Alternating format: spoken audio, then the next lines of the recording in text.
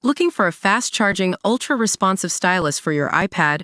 Meet the 2X Fast Charge Active Stylus Pen, designed for 2018 to 2025 Apple iPads.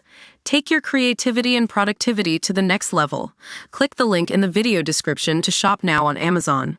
Keir Starmer's Labour government projected to spend a colossal £6.43 trillion by 2029. Keir Starmer's Labour government is set to spend a colossal £6.43 trillion by 2029, new research shows. The staggering expenditure will see Sir Keir become the second highest spending Prime Minister since the Second World War.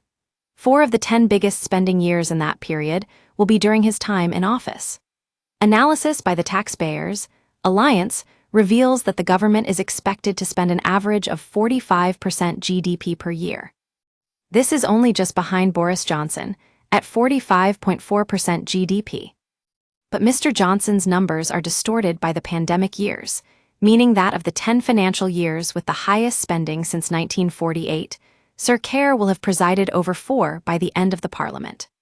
On the current trajectory, the analysis also reveals that by the end of the Parliament, real terms public spending will be more than double what it was at the turn of the millennium. Don't miss Rachel Reeves squirms when challenged, who is running the country latest.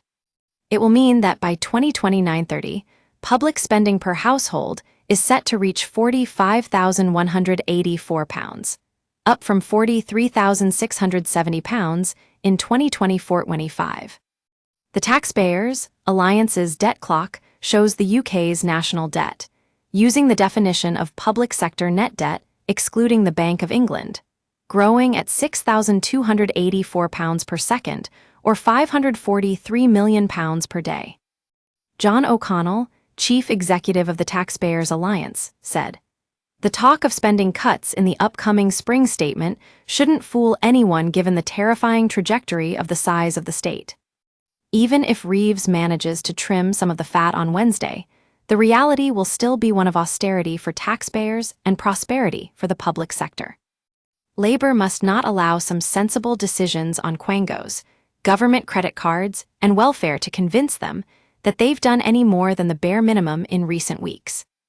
Don't miss Channel migrant crossings on record pace this year despite Labour's crackdown latest. Rachel Reeves faces 6-month deadline to revive economy or risk losing her J. Latest, Nigel Farage declares Reform UK will go to war against teachers' unions latest. We use your sign-up to provide content in ways you've consented to and to improve our understanding of you. This may include adverts from us and third parties based on our understanding. You can unsubscribe at any time. Read our privacy policy. Maxwell Marlowe, Director of Public Affairs at the Adam Smith Institute, said, "These figures should be ringing alarm bells at the very top of government. The rate at which the UK's national debt is increasing is completely unsustainable. But sadly, they are indicative of the state's addiction to spending taxpayers, whether it's today's taxpayers or their future grandchildren's money. The problem will only get worse. British public services are inefficient and yet are still swallowing more and more of our cash, and the welfare bill is skyrocketing, yet it is clear that politicians have no idea how they are going to pay for any of it. And now the government is set on driving away high-net-worth individuals and their taxes and economic output.